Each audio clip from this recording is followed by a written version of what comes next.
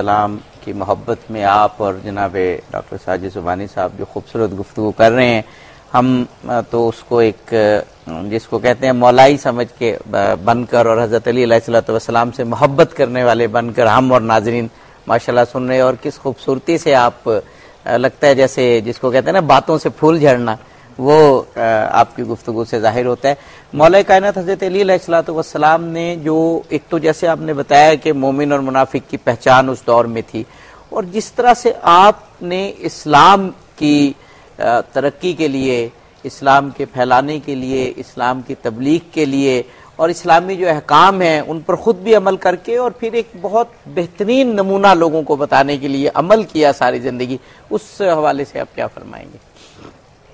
محبت علی کا جہاں تک تعلق ہے تو میں ایک تو قرآن مجید نے جو آیت مودت ہے جو ہمارے سننے والے بہت سارے لوگوں کو پتہ ہے، اور نہیں تو اللہ تعالیٰ قرآن مجید میں فرماتا ہے قُلْ لَا أَسْأَلُكُمْ عَلَيْهِ أَجْرًا إِلَّا الْمَوَدَّةَ فِي الْقُرْبَى۔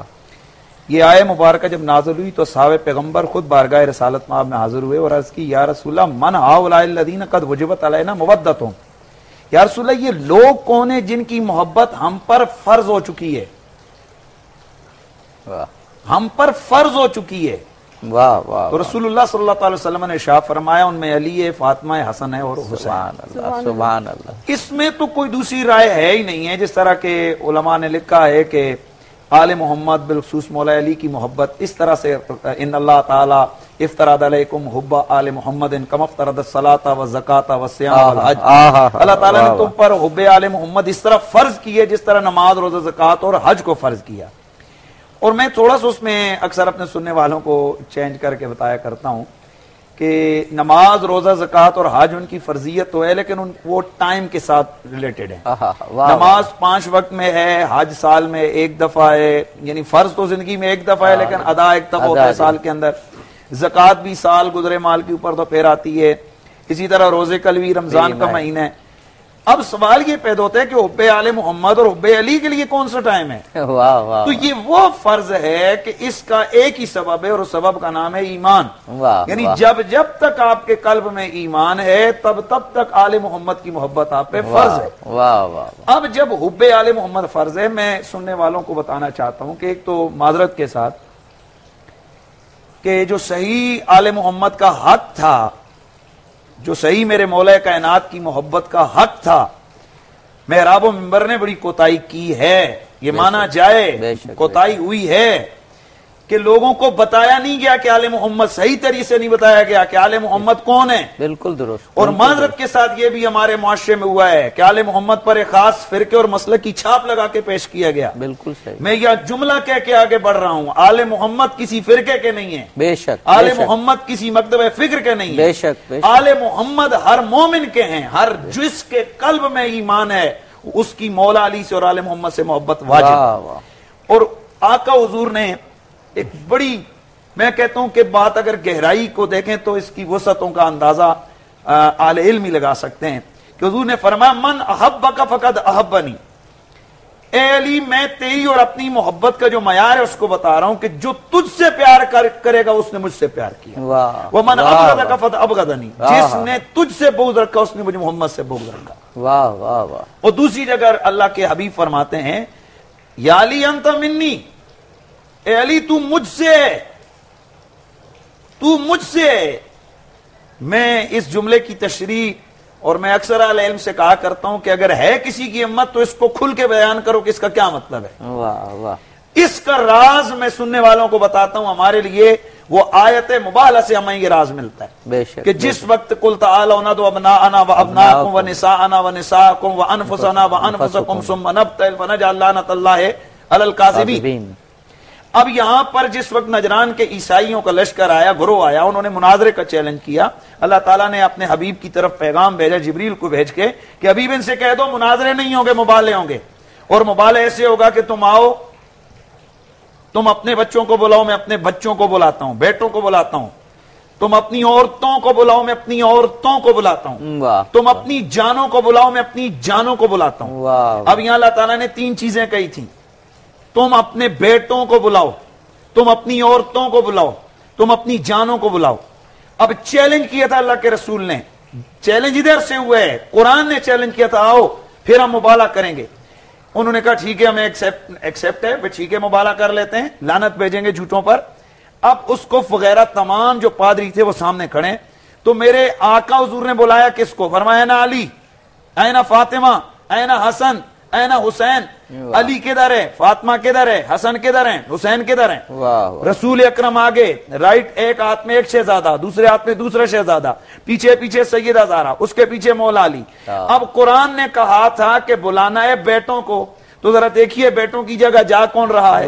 قرآن نے کہا تھا بلانا ہے عورتوں کو، اب عورتیں تو نہیں گئی، عورت گئی۔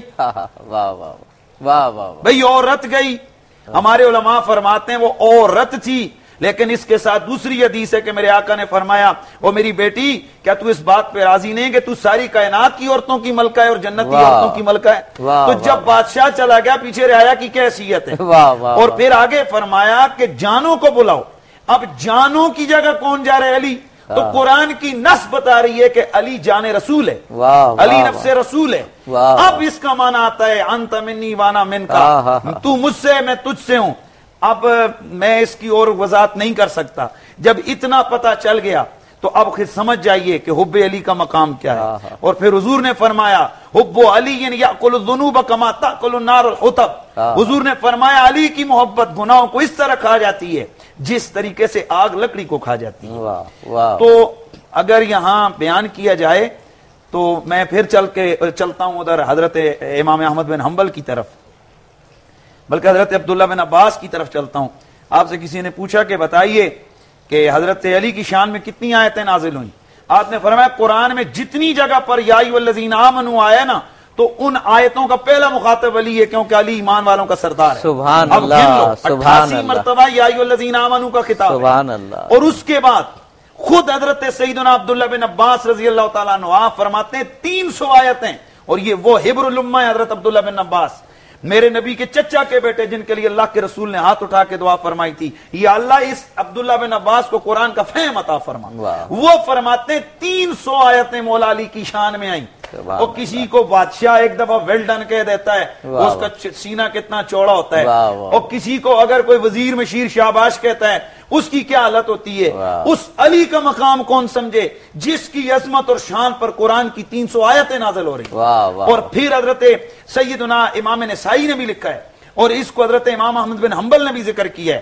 آپ فرماتے ہیں، اور یہ الصواعق المحکمہ میں امام ابن حجر نے اس کو وضاحت سے لکھا ہے، اور اس کے علاوہ علامہ طبری نے علامہ محب طبری نے اس کو ریاض النظرہ کے اندر ذکر فرمایا، اور محدثین نے ذکر کیا کہ جتنی احادیث صحیح سندوں اور اچھی سندوں کے ساتھ مولا علی کی شان میں آئی ہیں، جتنی فضیلتیں ان کی آئی ہیں اتنی کسی کی بھی نہیں آئیں گے۔ یہ حضرت عبداللہ بن عباس اور دیگر جو ہے نا حضرت امام احمد بن حنبل اور یہ بڑے بڑے محدثین فرما رہے ہیں۔ تو جب یہاں تک فضائل علی کا معاملہ ہے تو میں اس سے آگے کیا پڑھوں کہ جتنی ان کی شان میں رسول اللہ نے حدیث بیان فرمائی اتنی کسی کے لیے بھی نہیں۔ ایک تو آپ نے حدیث کا بتایا، یعنی مسلمانوں کے پاس تو پہلی دو جو سورسز ہیں وہ قرآن پاک اور احادیث ہیں۔ احادیث کے حوالے سے آپ نے فرمایا کہ جتنی زیادہ احادیث مولا علی کے بارے میں ہے کسی کے بارے میں نہیں، اور قرآن کے حوالے سے کیا خوبصورت بات آپ نے وہ فرمائی اور حدیث بیان فرمائی کہ جہاں بھی یا ایھا الذین آمنوا آیا تو وہاں پہ جو پہلا مصداق ہے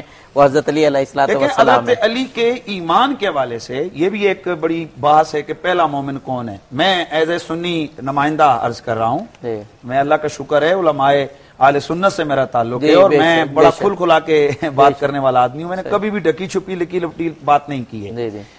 تو اس میں اہل سنت و جماعت کی ہماری جو اپنی کتابیں ہیں ان میں واضح طور پر موجود ہے، صحیح سندوں کے ساتھ موجود ہے کہ اول المومنین اول المسلمین حضرت سیدنا مولا علی ہیں۔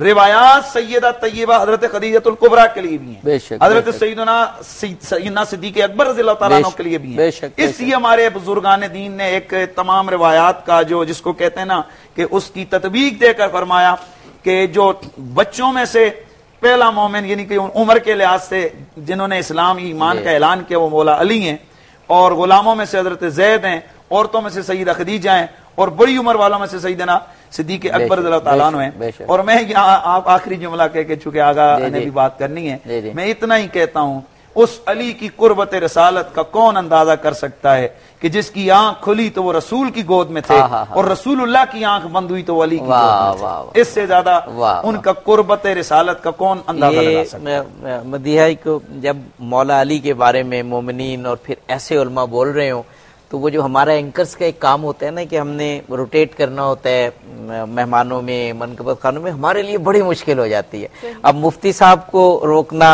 اور دوسری طرف جانا بے حد مشکل